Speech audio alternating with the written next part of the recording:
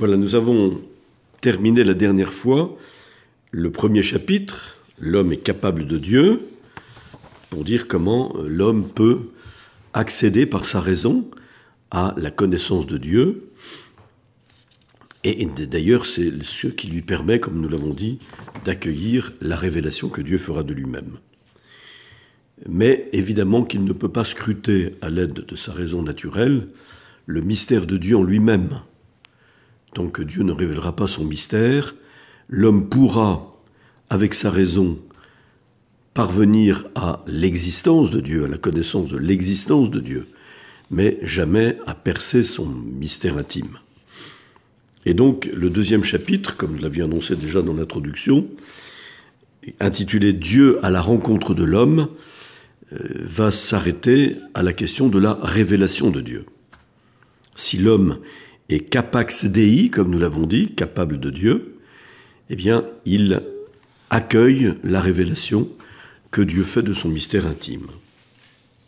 Nous avons même dit, je pense qu'il est important de le rappeler, que même pour atteindre la connaissance naturelle de Dieu, la raison de l'homme ayant été blessée d'une blessure d'ignorance par le péché originel, il aura parfois besoin de la révélation aussi pour connaître ce qui est accessible de soi à sa raison. Et Dieu nous a en effet révélé son mystère intime.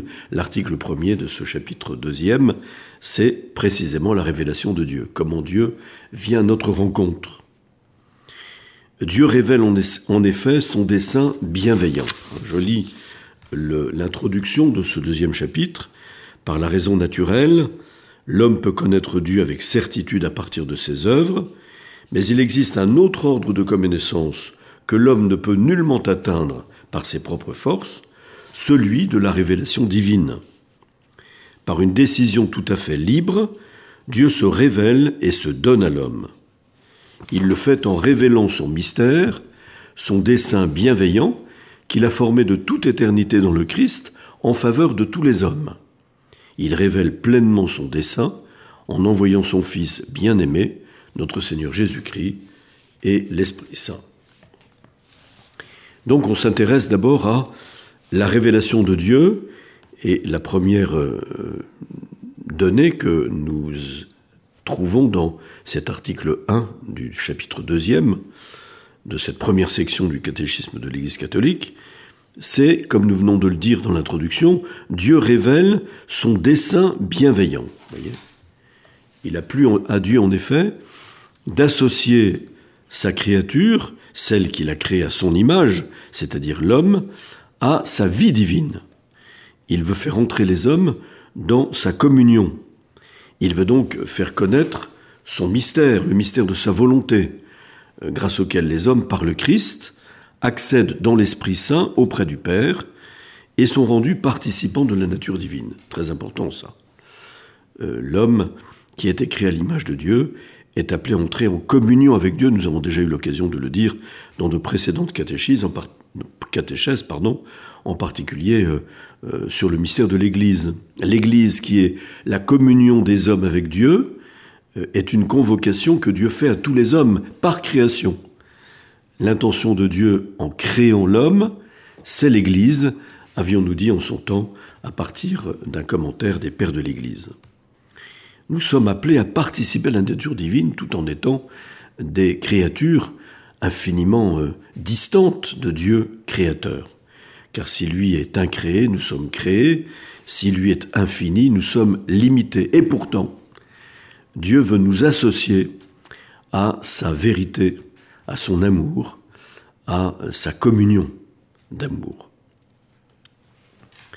Dieu qui habite une lumière inaccessible, comme dit l'Écriture sainte, veut communiquer sa vie divine aux hommes librement créés par lui pour en faire, dans son Fils unique, des fils adoptifs. Voyez ?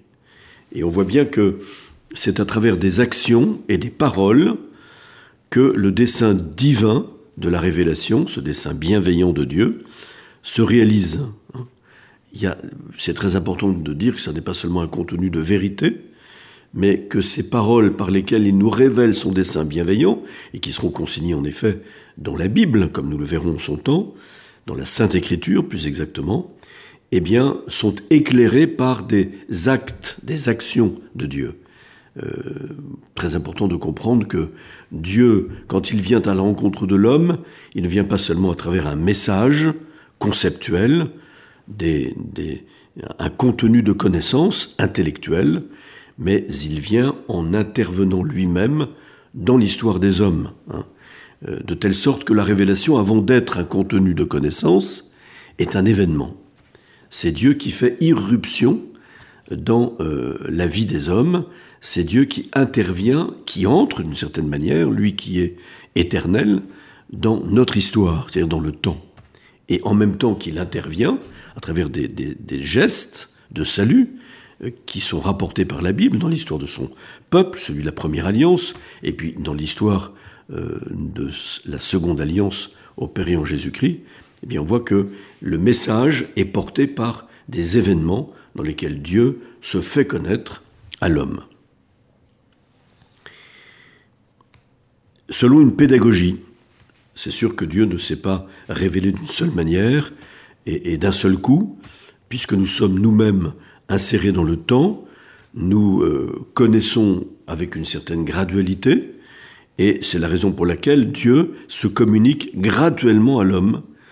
Il le prépare par étapes à accueillir la révélation surnaturelle qu'il fait de lui-même, c'est-à-dire de son mystère intime, qui culminera dans la personne de son Fils, Jésus-Christ notre Seigneur. On dit que c'est en Jésus, en effet, que s'accomplit pleinement la révélation de Dieu à l'homme. C'est saint Irénée de Lyon, ce grand père de l'Église du IIe siècle, qui a le mieux peut-être parlé de cette pédagogie divine. On cite ici un passage de son Adverses Héréses contre les hérésies. Il écrit « Le Verbe de Dieu a habité dans l'homme et s'est fait fils de l'homme pour accoutumer l'homme à saisir Dieu et accoutumer Dieu à habiter dans l'homme selon le bon plaisir du Père. » Donc on voit bien qu'il y a toute une pédagogie dans la révélation que Dieu fait de lui-même.